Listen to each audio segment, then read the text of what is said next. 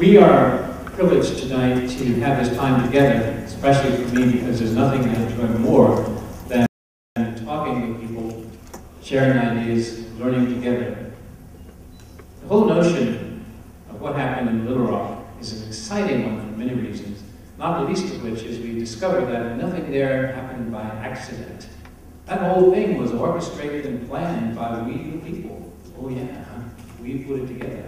And we had the plan in place for a very, very long time. You see, for whatever the reason, we Americans decided at some point that it made absolute and perfect sense to maintain walls of separation between people based primarily upon racial group membership. That's problematic for several reasons, one of which is very obvious. There's no such thing as race. You know, scientifically, biologically, there's never been any support for that notion, and yet, again, we collectively have bought that notion without question. In fact, I have talked to many people who tell me I'm proud to be a member of a fill-in-the-blank race. I just sort of smile and walk off, which is my usual response to idiocy. But there again, what can you do? What can you do? Now, there are those among us who will find it hard to get rid of that notion of race because it is so embedded. For some of us, it's at bone marrow level. But the truth of the matter is, folks, there is no such animal. But you say, what about all this difference? Oh, glad you asked. Because it's easily explainable. You see, each of us in the universe is unique. Nobody is like you. In fact, if there were a justification for race as a biological entity, you would be the sole representative of your race, and once you're dead, your race would be extinct. But in fact, the difference is accounted for by this. In the universe, there is one finite pool of genetic components. The Human Genome Project has proven that beyond all reasonable doubt. From that finite gene pool, each one of us who has ever lived, who now lives, who will ever live, pulls a unique set of genetic components. Isn't that wonderful? It's a miracle, believe me. I don't know how to explain it other than that, but it's true. So that makes us unique individuals. So anytime any two of you are discussing anything face to face, you are involved in an exercise in coping with difference. Yeah, think about it. And once you begin to alter your mental map, you begin to navigate the terrain very differently. You are no longer a representative of any given race. You are simply a unique being, meeting other unique beings as you progress through the universe for your very short journey, because you're not going to be here very long. Now, I don't want to frighten you, but the human lifespan doesn't go much beyond 80. That's the average. Some of you will live longer. Some of you, unfortunately, will not live to be 80. And I know this because my own mom told me that when I was young. She said, Terry Roberts, he used to talk that way, Terry Roberts, you are going to be on this planet for roughly 80 years. That's your lifespan. Now, she was telling me this because she wanted me to know, if you're only going to be here for 80 years, you might as well make something out of that time. Do something healthy and worthwhile while you're here. Don't fritter away your time and your life energy. And I bought that. And so I've been at it since then. And I've been walking this planet now for 68 years. I'm in my 69th year as we speak. And I tell you, I still believe what my mom said, so I have to rev it up as I get closer to the end. And so it is tonight. That's one of the reasons I feel so good about being here. You know, any hour above ground is a good hour. So, Little Rock. How I wound up there, I'll never know. But you see, birth has all kinds of accidental qualities about it. Sometimes you're actually a wanted child, sometimes not. And you know what happens. You show up unexpectedly, all kinds of chaos can break loose right in your own household. But let's say, for the purpose of explanation, we all were expected. And so here you are. You join the universe, and you step into a drama that is already underway. You had nothing to do with it. You don't even know the plot. You have no idea about the eventual denouement. And yet, you are expected to be actively involved. Is that true? By the way, what's your name? Jasmine. See, now when Jasmine first showed up, she didn't know her name was Jasmine. Other people knew it, but she didn't. And they told her, eventually, your name is Jasmine. And what did she do? She bought it, without question. She said, yes, ma'am. Okay. Or words to that effect. In any case, that happens to all of us. Somebody told me, your name is Terrence James, and I knew no better. So I carry it with me through the universe, and I respond to it. Or anything else you might call me for that matter. That's very helpful in a place like Central High School in Little Rock, because people came up with all kinds of variations on the name of Terrence. When I think about it, those were wild days, you know. They had a lot of information about my mother, too, it seems. They really shared that. And, you know, as I reflect further, they even gave me travel advice. Very helpful. Explaining to me there were regions in the world that I should return to. Just really odd, because I hadn't traveled any place. Well, never mind. So, here we are, in Little Rock, wondering what's going on. I was really puzzled at the beginning, because the way society was structured was foreign to me. I thought it was crazy. It was illogical, irrational, it made no sense. Rules, laws, customs designed to keep people apart by racial group. I was in the International Civil Rights Museum in Greensboro just a day or two ago, and on display there, they have a Coke machine that is double-sided. You can get Cokes out of either side. You can get Cokes out of one side if you're white and you pay a nickel. On the other side, you can get a Coke if you're black and you pay a dime. Now, you won't find that machine in the Coke Museum, but you will find it in the Greensboro International Civil Rights Museum. In fact, as they explained it to me, Coke had 100 of those machines at one time. They have since actively sought out and destroyed 90 of them, getting rid of the evidence, you see. But 10 have survived, and one is right here in North Carolina. I called home and told my wife about it, who is a historian, teaches history, college in Southern California. And she said, get a picture of that. I need a picture of that. Yeah, for proof for her students. In fact, she has a hard time sometimes teaching her students about history because they don't believe half the stuff she tells them. Even if they read it, they don't believe it. Well, you know, they're good Americans. They reject anything that doesn't fit the mythological construct of what we've been taught. The fact is, the reality is sometimes quite different from what you find in books, which, by the way, is all the more reason for you students here to get very busy and active in finding out what the truth really is and not accepting what folks tell you at face value. We'll talk some more about that. But back to Little Rock. I was excited about the possibility of going to Central High School for two reasons. One, the law had changed. When I arrived on the scene in 1941, the law was against me. The law said, boy, you don't have any business thinking you can be involved in anything of significance because you're black. That was the law. In 1954, the law changed. Brown v. Board of Education. You know what happened then? The Supreme Court ruled that it was no longer constitutional to discriminate. Note the language. It was no longer constitutional. So what do we infer? Before that, it was indeed constitutional. Well, for how long? Well, for a very long time. In fact, we can go all the way back to 1619. Okay, now they told me when I came in today that there would be A students on the back row. All the students on the back row would be A students. So I'm going to charge them now with an assignment, mathematical assignment. Your first number is 1619. And the next place we stop on the timeline is 1954. Okay, A students on the back row, you have your parameters, 1619, 1954. It's simple subtraction. How many years between 1619 and 1954?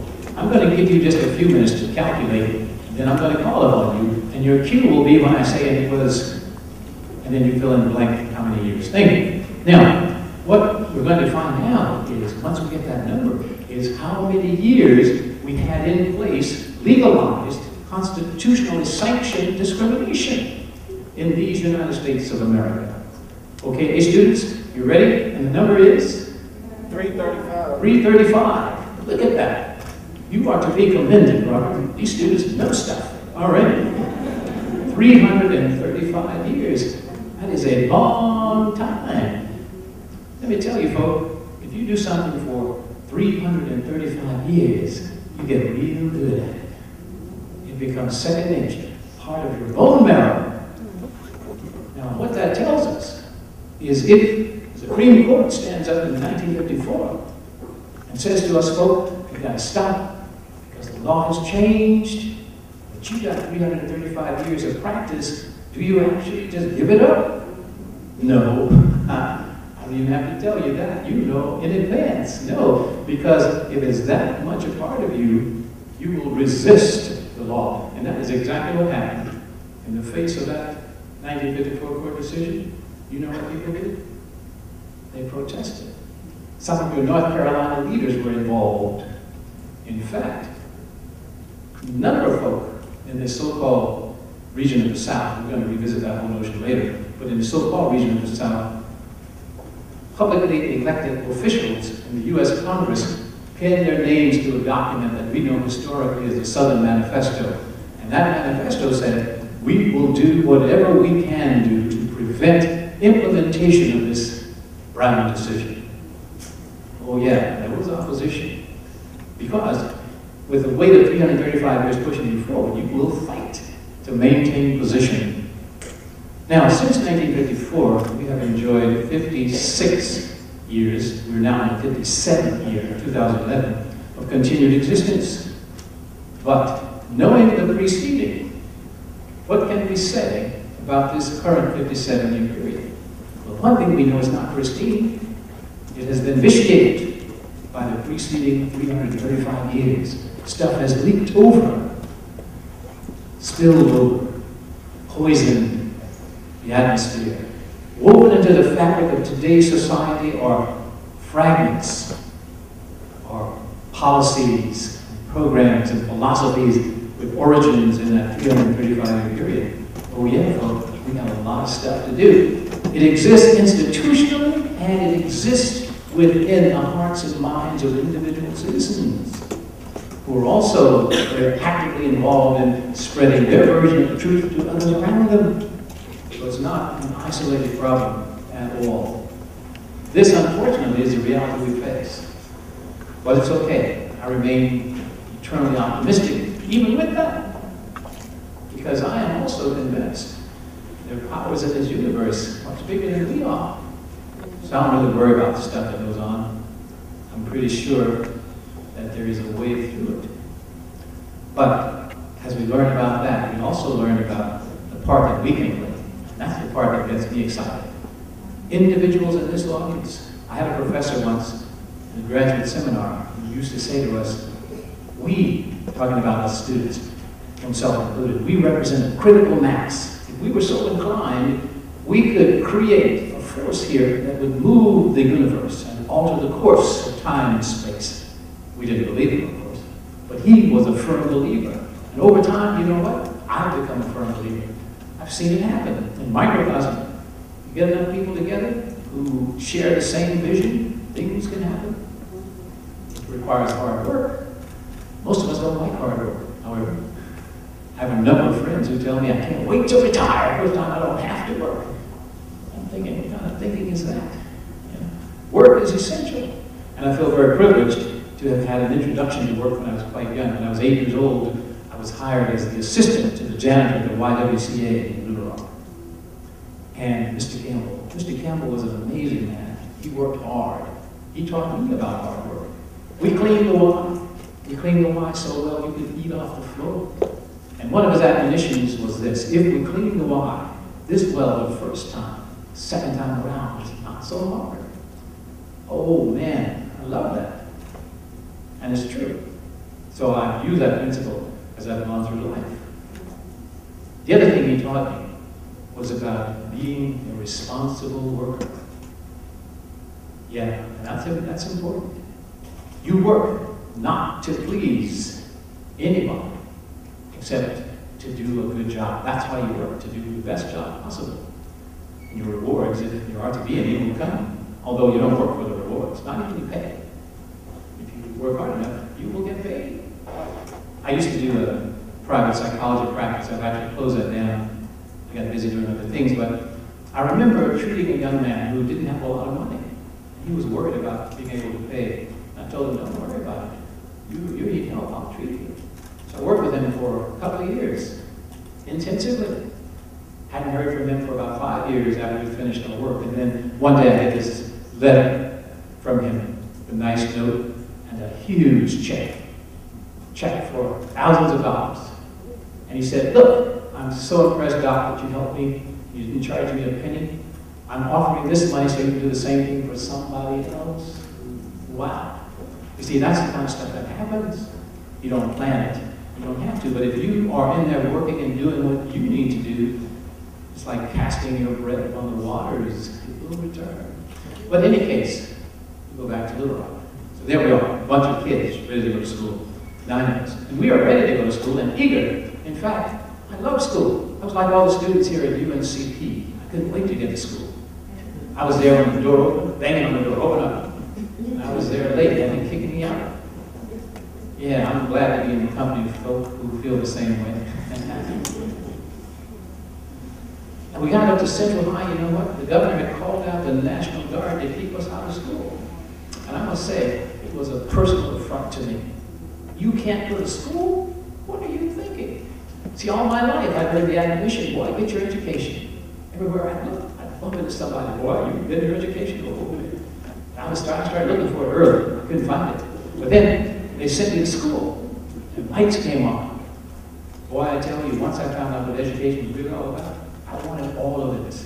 I wanted to be baptized into education. And it happened. And once you do that, once you commit to education, you develop the habits of learning, and it becomes easy. My youngest daughter, I remember, Becky was about, oh, I don't know, maybe 12, 13. She was taking algebra. I guess that's about the time to take algebra. She came home and she was crying. She got a poor grade in algebra. She said, oh, Dad, I don't know what to do. I don't know how to do this. I said, of course you don't. You're ignorant. How can you expect to do something when you're ignorant? I said, the task is now for you to learn algebra. She looked at me and was crazy. Why are you talking about me? No, I'm not talking about you. I am just underscoring a known fact. You are here. That, by the way, applies to all of us assembled here today. The biggest thing we own is a storehouse of ignorance. And as soon as we know that, the better off we are, you see. And I know it to be a fact because I share the malady.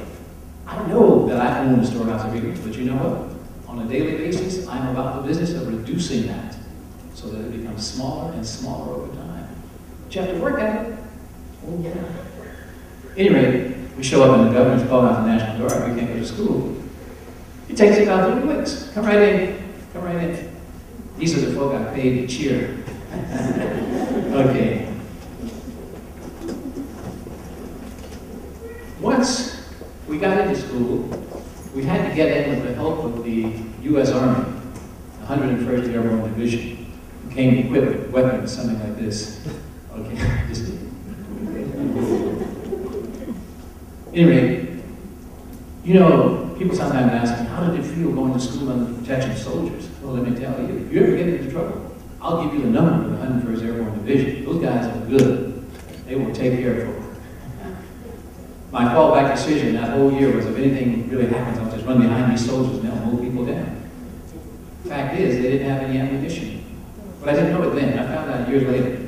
They didn't have bullets. A command decision had been made not to arm the soldiers because it might result in them responding to some provocation and then there'd be bloodbath in the streets of Little Rock. And how can you explain that to the American people? I think it was a sound decision. I'm glad they kept me in the dark. Often it's much better if you're uninformed. But we got into school, and immediately we became the targets of these folk who didn't want us there. You see, by choosing to volunteer to be in this school, we were, in the eyes of the white folk who were opposed to us, contradicting a social order that had been in place for 335 years. We had no place there, no business there. This was not our school, etc. And they told us this, among other things, and they tried to beat us up so that we would leave of our own accord. We, however, determined to be there. We took a vow of non-violence. We weren't going to fight that. And you know what? That works. I can tell you countless stories of being beaten around in the hallway until the guy beating me could not throw another blow. Something inside of me, some social spark would say, you can't keep taking undue advantage of a human being who's not fighting back. And then he would walk away, the loser, and I would stand there bloodied in victory. And she's looking at me. Whoa, this guy is crazy. The truth of the matter is, I may have been a little crazy, because it takes a special kind of sense of self, to be able to control your emotions to the point where you don't lash out in retaliation. But you also learn that you can be in control. Because if somebody else knows the words or the actions that will drive you to violence, you know what? They're in charge of you. Oh yeah, they control you, and all they have to do is say the words and do the thing, and you're off and running. Oh yeah. Sometimes I hear the expression, he drives me up the wall. I go, yeah, you're crazy enough to go up there. Yeah. If you're up on the wall, if you're being driven out of your mind, or being pushed into the arms of another woman, whatever it is, that's on you. Other people can't make you do anything. It's your choice. See, I'm a firm believer in that, human's choice. It was our choice as a group of 9 to enter this den, okay? But we knew what we were doing.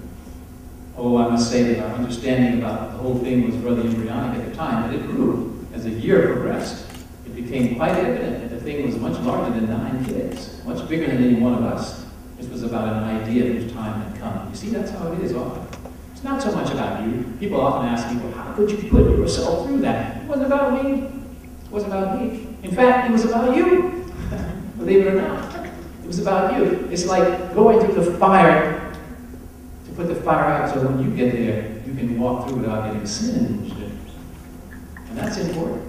I felt that same way because many people before me had given their lives and sacrificed so that I would have an opportunity to offer myself up there at Central High School. Oh yeah, it's a very stepwise production for always. We are not disconnected from those who came before us. In fact, down at Central High School, there is a set of 9 statues, life-size statues of the 9 of us.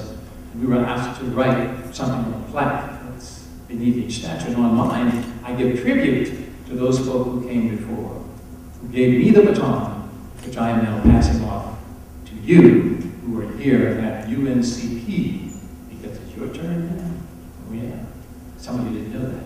Yeah, it's your turn. Which means for some of you, you've got to give up your concentration on bling, or sometimes as you put it, bling bling, I guess for emphasis, but and get busy in the warfare that's ever upon us. You see, there are some folk who think civil rights movement started in the 50s. Wrong. Civil rights movement started in 1619 and continues apace in the year 2011. And if you didn't know that, be informed tonight that it is on. As I like to say on the block. And your part in it is right there in front of you. And what is your part? Learn. Learn like you've never learned before. Why? Education, simply defined, is knowing the options available in the universe. And how many options are there? Billions of them. And how many do you know? Tragically, in some cases, just 1 or 2. Okay? And you use them all the time. Whether it be stepping or fetching. I don't know. One of those. But the thing is, you've got to pay attention, folk. And I'm going to stop right there because my favorite part of these gatherings is the dialogue that we have together. So I'm going to call upon you to question, comment, confess, whatever it is that moves you. And we will use that as catalysts, catalytic agents to push this dialogue forward. One caveat, just one, and that is, I will not tolerate, not even from you, the use of the word like. If you pepper your speech with an overuse of the word like, you will have to sit down. In fact, if your sentence, as constructed, includes the word like as a grammatically correct element, I want you to find a substitute. Simply because I want to give you an opportunity to rid yourself of this appalling addiction to a form of speech that makes absolutely no sense whatsoever. Okay. So who is number 1? Here he comes right now. Bling and all. Right? The question, I think, as you heard, was how did I reach a point of ability to forgive? Actually, it was all done a priori, before the fact. Why? Because I had learned very early in life that harboring hatred or feelings of ill will reduce the quality of my life, if not the quantity of my allotted 80 years. I could not afford not to forgive. Yeah. More than that, love is a much more powerful element in the universe than hatred. My mom told me, if you hate somebody, you got to pay twice. You got to pay for you and them. They're not contributing anything. They probably don't even know you hate them. I thought, okay, I like that. So I have found it important to know who I am, to walk the universe with my head held high, regardless of who other people are. You see why? Because other people do not define who I am. They do not define who you are. But often you don't know that. And I've had a lot of interaction with young kids, especially who don't realize that they have a lot more control over who they are and what they can do, but they give it away to other people. Because I personally, I was at UCLA once. This is an odd thing. I was overhearing a conversation. These were first-year students. One's laughing. He says, "Oh man, I tricked that professor. He thought he was going to fail me again, right? I refused to go and take the exam."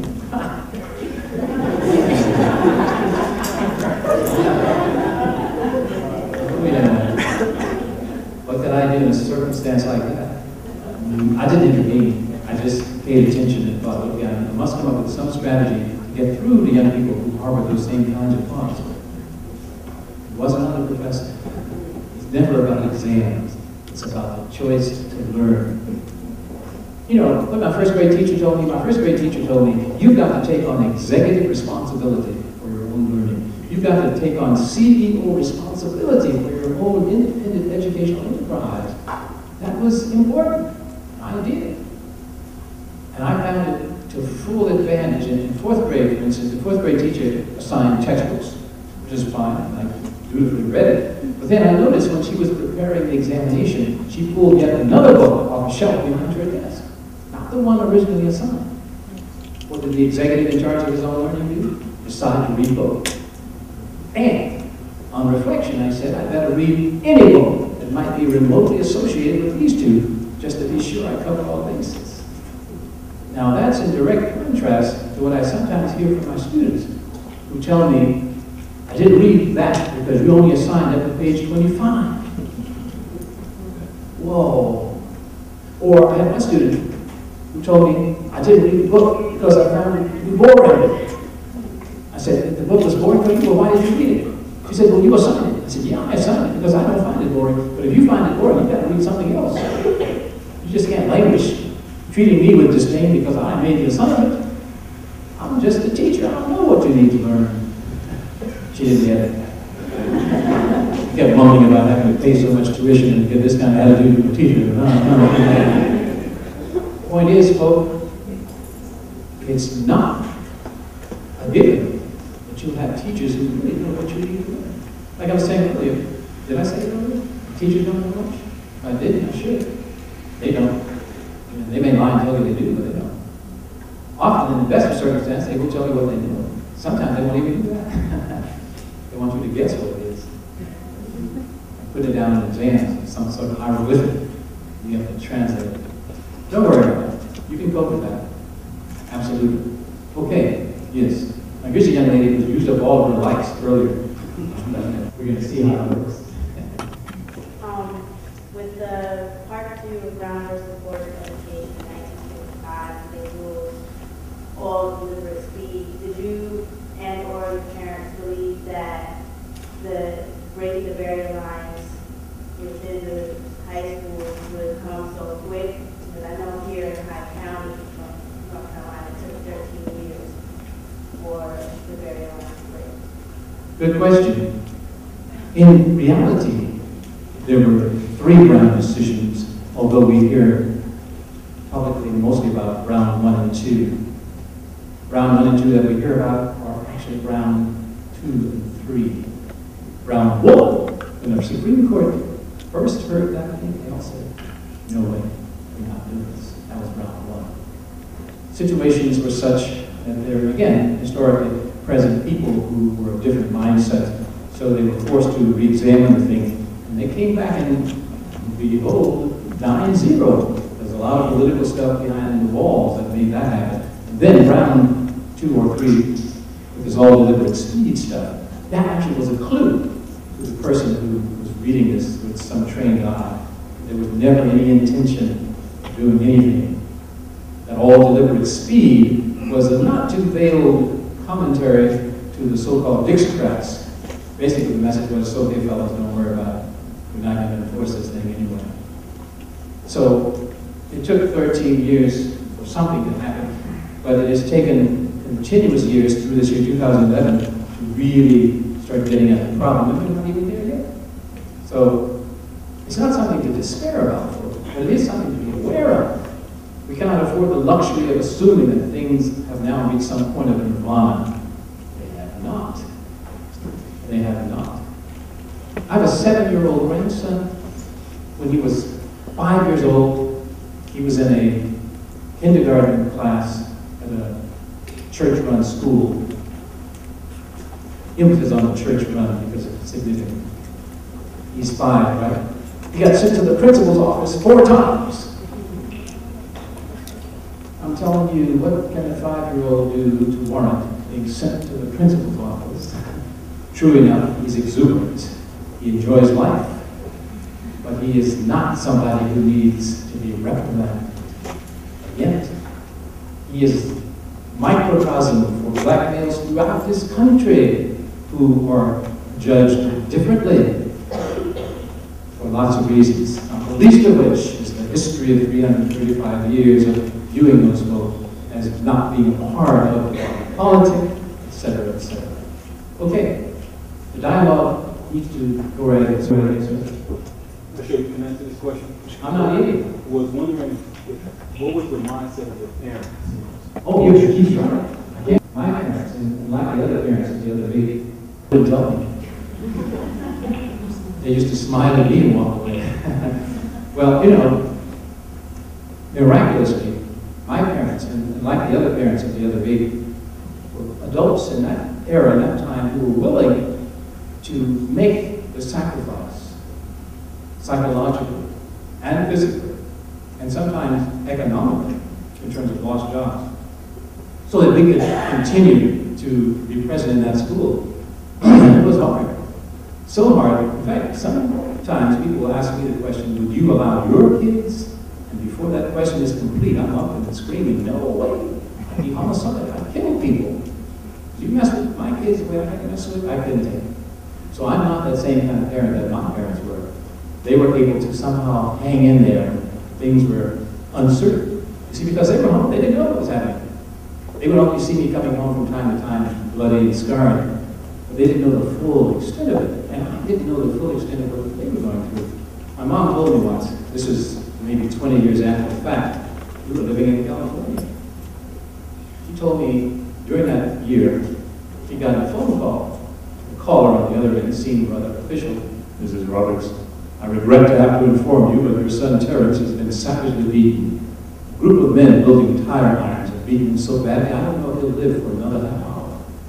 Gave him more gory details. She was psychologically a basket case. She somehow was able to get up to the school. The principal helped calm her down, walked to my schoolroom. She looked in. Nothing had happened. I was okay. She left home. I mean, she left the school and back home without saying a word to me. But psychologically, how do you handle it? And she's waiting 20 years to tell me. And she said, I waited this long to tell you because I thought if I told you then, it would be hard for you to go back. And she was right. Because even as she told me, I thought, oh my God, I'm glad you didn't tell me. Even when she told me, I could feel chill about stuff. I was fine because your own mom in that situation. And I knew the phone rang off the hook all the time.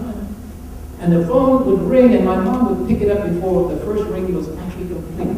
Because she didn't want to miss the call that told her son was no longer among the living. I understand that, but I couldn't do it. You see, I couldn't do it.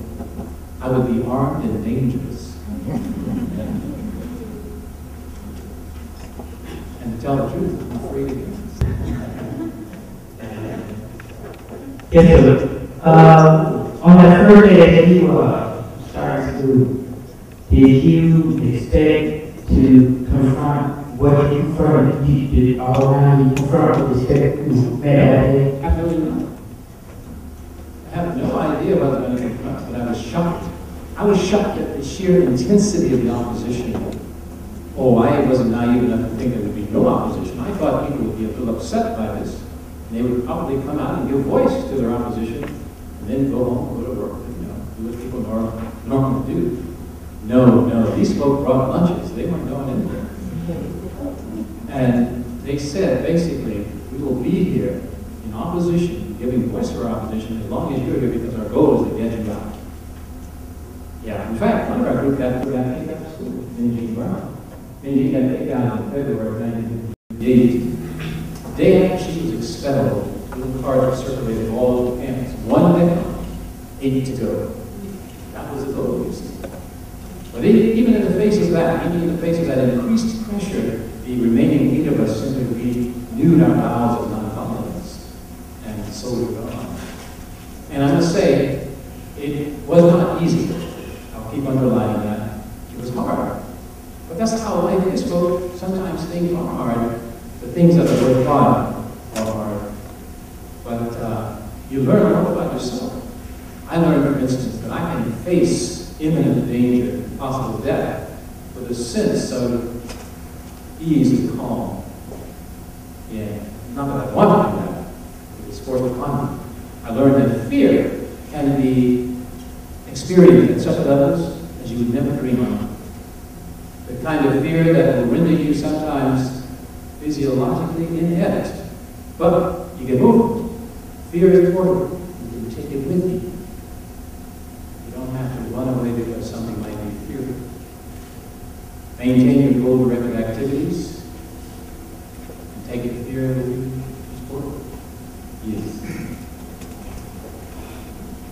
Well, now there is another still people in now, but looking back at it a little long time, looking now, they all changed and I'm about them now, and how to get over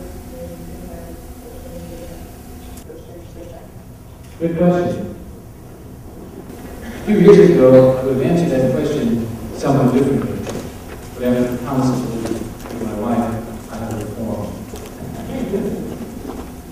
I used to respond quite quickly with what I call my Malcolm X response. Malcolm was once chastised for not appreciating the progress that we've made in the country.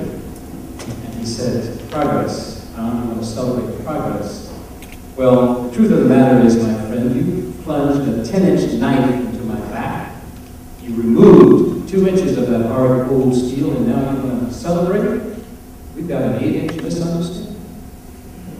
I back off on that. Don't use that as often. I still think about it. But I do acknowledge that there has been progress. But to quote a well-known public figure today, if you put lipstick on a pig, it is still okay. Now, yes, sir. During that time of your life, did you have a religious point of view that helped you through the challenges? As to the religious point of view, I had what I had determined was a spiritual point of view, as opposed to religion per se. I've come to appreciate a very vast difference between the two. Not always separated, but all too often, yes. Those who invest in religion are sometimes folk who have no clue about what it means to be a spiritual being. I opt to be spiritual, and yes, it was rudimentary, certainly, but I had it. And it involved a lot of things.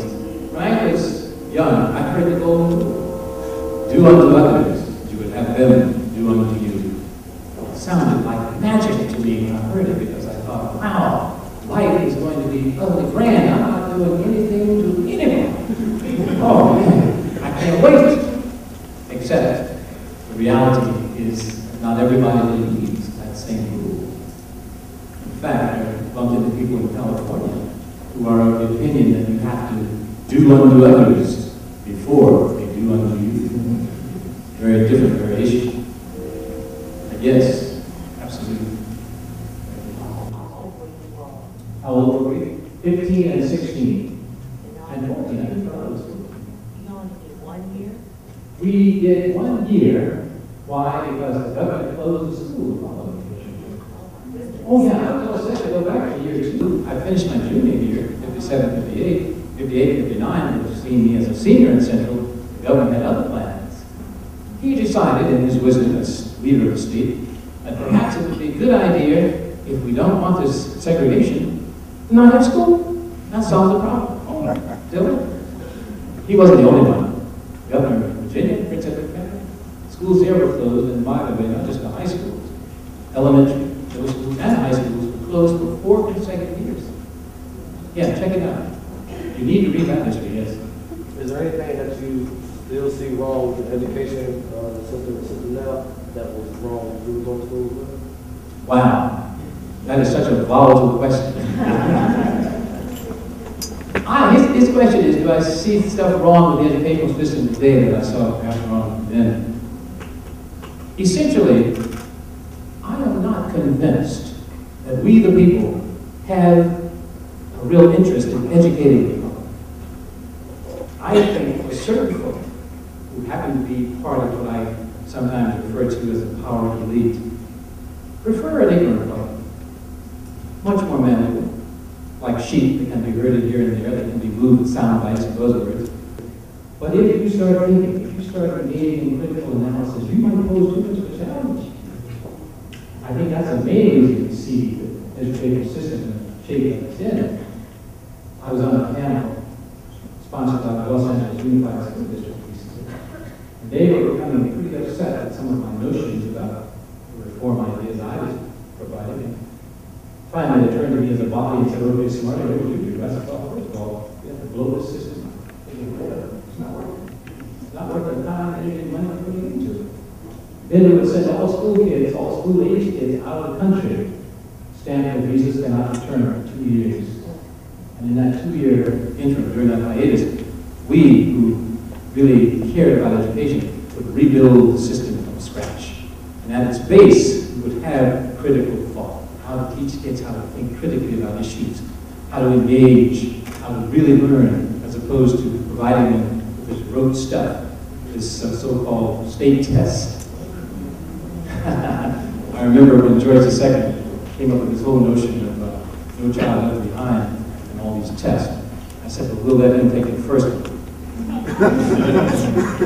Use that score as an arbitrary starting point. Yes. My views on the DREAM Act are references to this bill that is before Congress now to allow those kids whose parents brought them here or who came here as illegals and they were born here, but they're now in school, but they have no real legal status. How do we handle that? My thought on that is we need to give serious thought to a much larger question. And that is, how are we going to handle the whole notion of border control and immigration? See, right now, it's all schizophrenic. In some communities, California, Texas, as two of the main standouts, Arizona, and others as well around the country, we profit from the labor of folk that we call illegal or undocumented immigrants. And we sort of wink at the legal requirements and we have them work it. And yet, we refuse to really investigate that whole thing and come up with a plan that would make it possible for people to be here with documentation and with some legal status. It's all a mess. We can't do it with just the DREAM Act, because that would be piecemeal. We need to look at the whole thing. There was a time in this country when we had something called the Bracero program.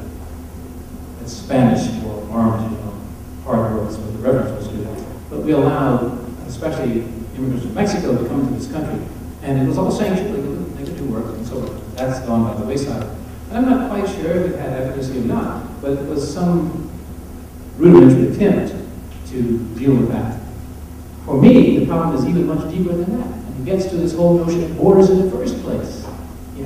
How does one arbitrarily create a border if we are people on a planet who live, work together?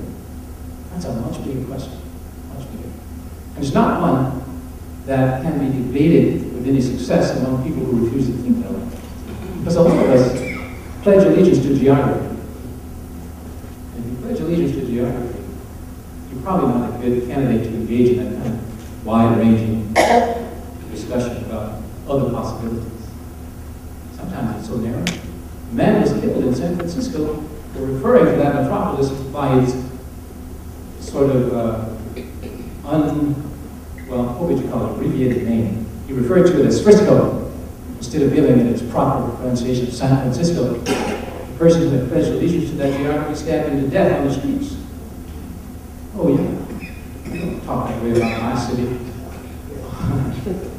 Well, yeah. You ever bumped into somebody from Texas who feels really strongly? Are you like that? They have a motto down there, don't mess with Texas.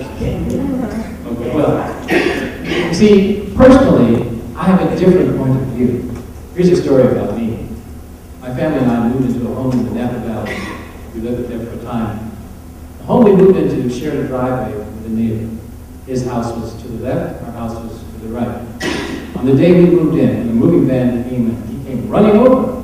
I thought, oh, good, a good neighborly gesture. He's going to help on the moving truck. Wrong.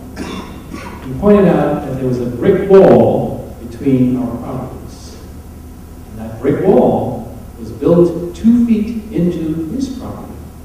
His true property line was 2 feet west of the wall. The rest was where my house was.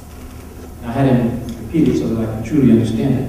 And the reason for having the 2 feet on that side of the wall was so that he could walk over there and water the plants that were on top of that brick wall.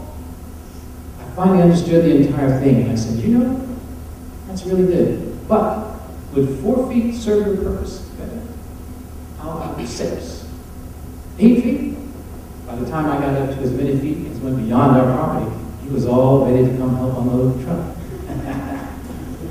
I was not going to quibble with him about so-called boundaries. You see, for me, I am convinced beyond measure that I can never own anything. I'm not going to be on earth that long. Everything that I so-called own will someday belong to somebody else. It's a given. Why would I waste time protecting, quote, my property when I'm only going to be there as a steward for part-time? My real job is to be an efficient steward. And in this case, it meant sharing with my neighbor, who seemed to have a need to water plants. That's all right. Whatever it takes. You can sit on my porch and use a hose. Yes. Having your commitment to nonviolence, I'm very interested to know how you continue to hold on to that. Having gone through what do you do to stamina to, when someone literally physically puts their hands on you, to commit, to continue to stand on nonviolence? You know, one of the things is conducting myself in society in ways that do not provoke violence. That's one. That's not the only one, because sometimes the stuff is unprovoked. And I have been called out on the street. And I must confess, I'm not that streetwise, so my default option is to run. So sometimes my nonviolent opposition includes a really fast getaway. And I'm proud of that. Now that goes contrary to a lot of young men I talk to, especially, who tell me that's not manly. You've got to stay there and fight to protect your manhood. And I've always thought that's a bit odd, because your manhood is much better protected if you run to someplace safe. So that's a part of it. The other part of it is having such great respect for other people. Communicate that verbally and non-verbally. And there's less reason for them to attack. Now, if somebody wants to attack me, perhaps to relieve me of my possessions, I tell them up front, you don't have to do anything violent. I will undress and give you everything I have if that's what you want. It doesn't matter. Because, you know, some people are like that. They feel good about having possessions. I can't figure that. Yes, sir. That's all I have to ask a question. But how you say that you're not streetwise or whatever, what have you? How did your friends back then, like at Denver school, like how do they feel about you? I mean, I know growing up, everybody's not banging on the school door waiting for school to open up or staying in school late. So how did they feel when you went there? A lot of my friends from the school I used to go to in Little Rock were very concerned about our safety and well-being. One of my friends wanted me to take a knife. He kept urging me to take this knife. He said, I'm on the other side of town. You're over there getting your head beat every day. Nothing I can do about it, but I feel better if you took the knife. So one day, his plea was so emphatic, I decided to take a knife. And I did. He felt better. I put it away and did anything with it. One day, just on a whim, I went to school armed. I had a knife. I was deadly. Yeah, right. Well, ironically, on the day I was in school with this knife, the kid sitting next to me in Spanish class threatened me with a knife. Can you believe that? He put his book up on the end so the teacher couldn't see what he was doing. He didn't have to do that. She couldn't see beyond the first row. But he opened up his little knife, held it out. The look on his face said, I'm going to cut out your liver. So I thought to myself, this is indeed ironic. So I put my book up on him, just the same thing. And pulled out my knife, which happened to be a switchblade with a very finely tuned mechanism. And I hit the button, the blade popped out. The blade was much longer than this entire knife. So then I looked over at him, look on my face, no doubt said, my liver is now under protection. So we were there for a long time, sort of a standoff. Nobody doing anything until he folded up his knife. I folded up mine and it was over. So I suppose one of the possible morals of that story is superior weaponry can act as a deterrent. I don't know. I don't know to this day if I could have really stuck him with that knife. I don't know. Probably not. But I tell you, I was frightened the entire day because I thought he might rat us out. But then it occurred to me that he would have to implicate himself. He did. So I was really safe. As a teacher administrator, what kind of support did you get from administration of staff or faculty? That's it. But wait, then your perspective when you were there and your perspective now. I mean, was there any hindsight where you got to go back and speak to any of these people? I'm kind of interested to see what it felt like then and then as you grew older and had. Well, good question. Her main question is whether I got support from staff and faculty at Central then, and now from an adult perspective looking back, do I see it the same way or different? Great question. I think, as I consider that, my perspective actually is the same, and I think it's a fairly well balanced one. Because even then, I saw that they were in a quandary. They were by law ordered to bring us into school and make sure that we got what we needed. But because they were a part of this community of opposition, they had to appease those folks. They were caught. You know, talk about a rock and hard place. I could see it in their faces. And they themselves, in the main, harbored some of those same feelings. So it was difficult for them to manage all of this. I could see it then. That's the same way I see it now. And I actually felt bad for them. I mean, I commiserated with them because of their role. I would not have wanted to be in their shoes. They did a fairly good job, you know, based on who they were and what they were charged to do. Now, if they could have ended that whole thing, I think they would have sighed a big sigh of relief and said, well, that's over, right? They would not have been out there pushing us to continue. My English teacher, case in point, she confronted me one day. She said, why do you want to come to our school? Why don't you go back to your own school? I mean, she was so wound up, came out. And I was puzzled because I thought, this is an educator. By implication, her question includes the assumption that she owns a public institution and that I own one. Made no sense. So I smiled and walked out. You know, another one of those times you walk off in the face of idiocy. But, you know, I think primarily there was a continuum of people. Some who were violently opposed to our presence, but some who actively supported us. My algebra teacher was a woman who told the class, I will put up with no nonsense in this class, so I would say they would be there. English, another case altogether. The woman was not only sort of idiotic, she was also blind. I took a handful of can openers up there, you know, those beer openers that had been thrown at me. She said, well, I didn't see it. Beer can openers, listen through the classroom, she didn't see it. Oh my, I'm in trouble. But she was again at the other end. And that's another thing, you know, to point out. In any community of people, you will never find unanimity of opinion or thought. Always, there are differences, which is important. You cannot color code the universe. Not every single white person in Little Rock was my enemy. Not every single black person was my friend. So a lot of black people in Little Rock were frightened that they were going to be economically disadvantaged. They were going to lose jobs. And they did. A lot of folk who didn't even have kids in that school lost jobs. And so it was, yes. And they had some of the guests that were students Yes. that went Right. to school with you all. What did it make you feel like when the family came full circle to apologize? The question is, on the Oprah show, there were several of the white kids who had been our antagonists. How did I feel when they came full circle, as you put it, and apologized on the show? Actually, I sort of figured out that it wasn't genuine once we got there. See, prior to Oprah, I had not heard from them. Since Oprah, not a word. was all made for TV. And I say that especially because during that taping of the show, we were backstage and one of those kids, or former kids, said to me, well, you have to remember you were just teenagers. I said, well, yeah, I remember, but you were beating me up. I wasn't beating you up. We were both teenagers. That's no excuse. So it was sort of a pseudo-apology. Now, there has been one genuine apology, and that's from Hazel Bryant. Hazel is a woman whose face shows up, and you've seen her, you didn't know her name, but you've seen that iconic photo of Elizabeth Eckford walking on day one, with the dark glasses, the wide skirt, clutching her books. Right behind her is Hazel, mouth open, this woman, screaming out racist invective. She has made a 180 return. She self-describes as having been the poster child for American racism during that year. And she explained herself one day to me in a moment of apology, and she said, I grew up in a household that demanded racist behavior and actions from me, and I complied, but as an adult, I gave it up. It didn't win her any friends at home.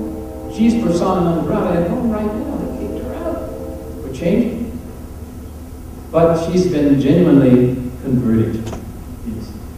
Your views also on how to feel interracial dating. I know back then it was suicide and the color barrier lines that was part of the reason to protect the white woman. Her question is about interracial dating. Now, you have to understand, as I mentioned earlier, I don't believe in the concept of race. So for me, there is no such thing as interracial dating. Does that make sense? Okay. And it's important, though, that you get that message, because if you see people as unique individuals in the universe, you do not define and describe them as racial beings. Sam dating Jamie. Pretty cool, that doesn't Yeah.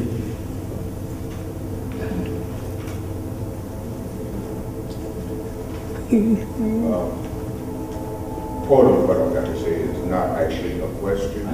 It's just to notify that a lot of the stuff that he has gone through, some of us had to go through it here. Oh, yeah. Me personally, through my education, because I was here when they integrated schools in this area. I was born in this area. But what a lot of folks don't realize, what we really had to suffer through just to get in that door. Because they built separate schools. They built a new high school. They built for whites, a new high school for blacks. But when they decided to put us all together, they wanted to close down the new high school for blacks because they didn't want the other kids going to our school. But what we need to realize is we need to get around and know more of the elderly folks around our neighborhood and our communities. Because there's a lot of history here that is just shunned over. Good point. And a lot of people don't want to talk to us because they look at me like I'm a big brother somebody. But I'm a coach also. Right. But the format on which we have to build our history and our futures is not based on what we actually had come through, what we can do to make it better tomorrow. And that's what we're trying, well, he's trying to give y'all the forefront of, that it's not where we came up here, it was rough. But the forefront of what you have to achieve to make it better for your children, your grandchildren, or whatever. It's not. There you go. And that's what I try to show it to most kids I deal with, confront with. Just about everything. Know as much as possible.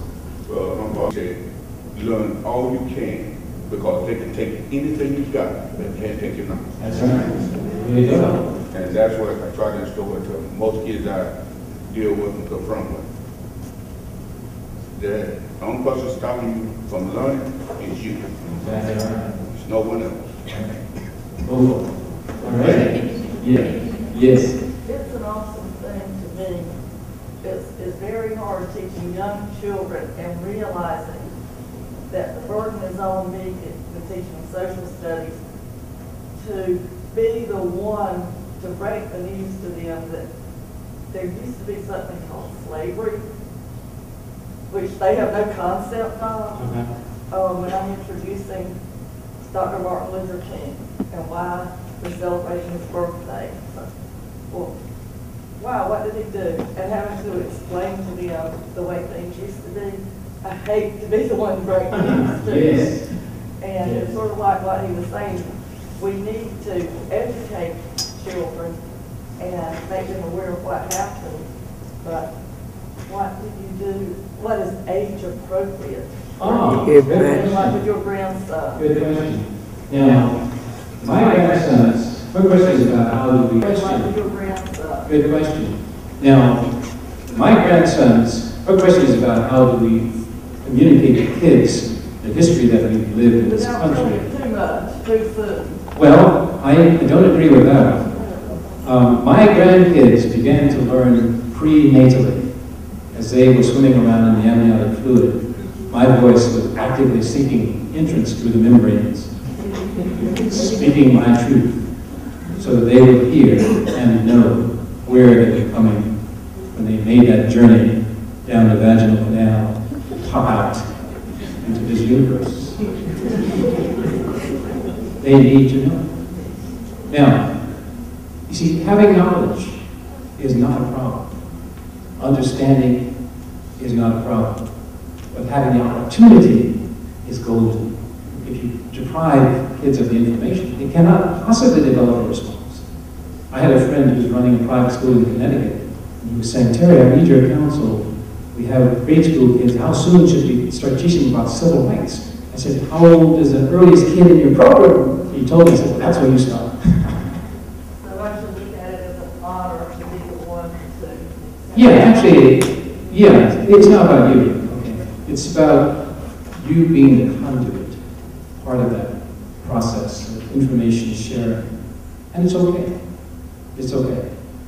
Kids will respond differentially. Not all kids will be equipped to handle it. That's okay. That's not on you either. But it's not your job alone, you see. It's the community. I felt, growing up in Little Rock, I had the privilege of being raised by the village. Not just my parents.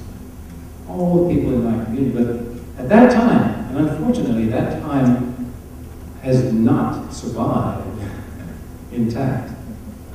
And it was occasioned by the fact that there was such oppressive discrimination. Black people, when I was growing up, had to be in close proximity. It was demanded by law. So we lived cheek by jowl with everybody, across economic lines, across cultural lines, across, whatever. We were all there. We shared. We learned from each other. Now, we have situations where doors have opened, windows of opportunity have opened, and those who were prepared are gone from the old neighborhoods. Now we have neighborhoods where all people are grossly deprived, living together. How can they possibly help each other? You see, that's a dilemma. And part of our decision as a growing, learning human being is how to share with those around us. How do those of us who are more fortunate help those who are less fortunate? Sometimes people feel, I made it, you made it. No. It's a collective, you see.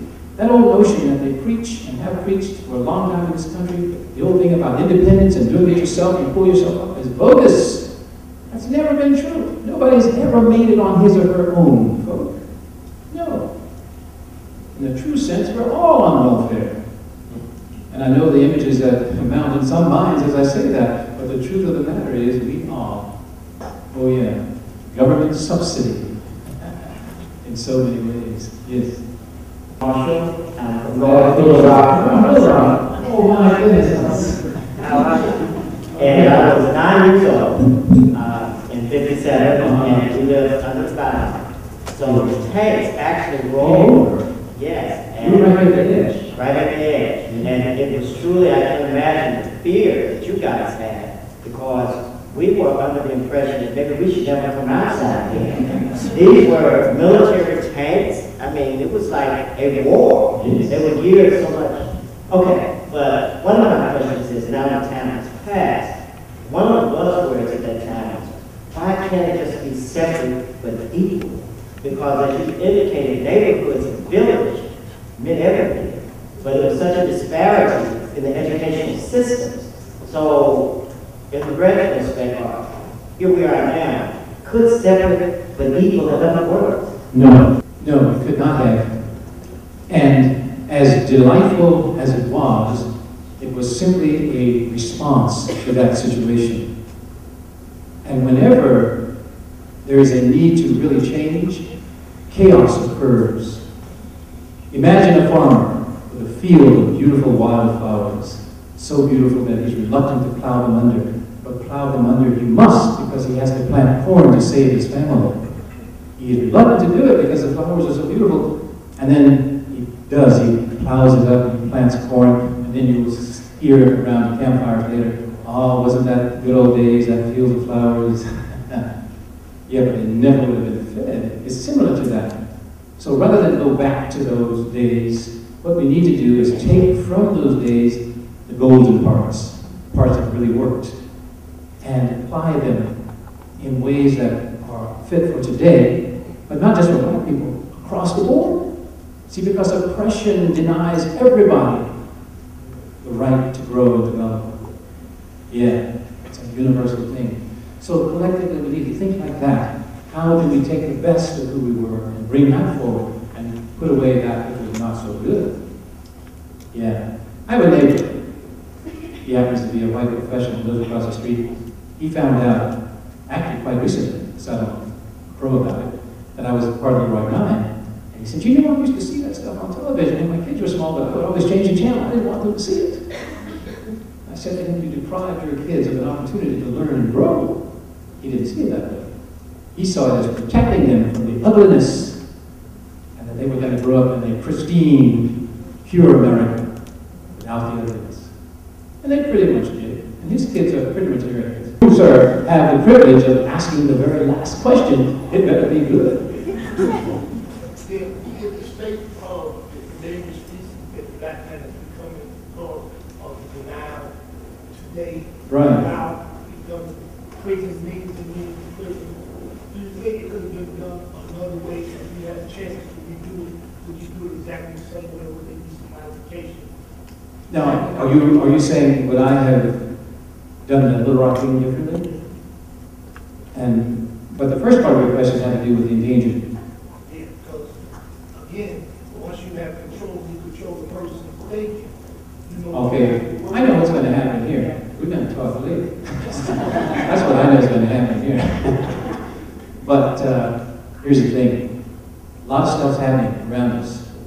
In order for us to have a notion about how to respond to it, we have to know how it all started. And in reference to what you were saying, read the history of policing in these United States of America. I doubt if there are many people here tonight who spend time poring over the documented history of policing. Okay? Okay, all right. But do it. You will be enlightened, and you will know a lot more about how and why the black male continues to be endangered once you finish with that. Kid you not. In any case, my pleasure again in being here. I appreciate you coming out. I know you have all kinds of things to do, but thank you. I'll see you again.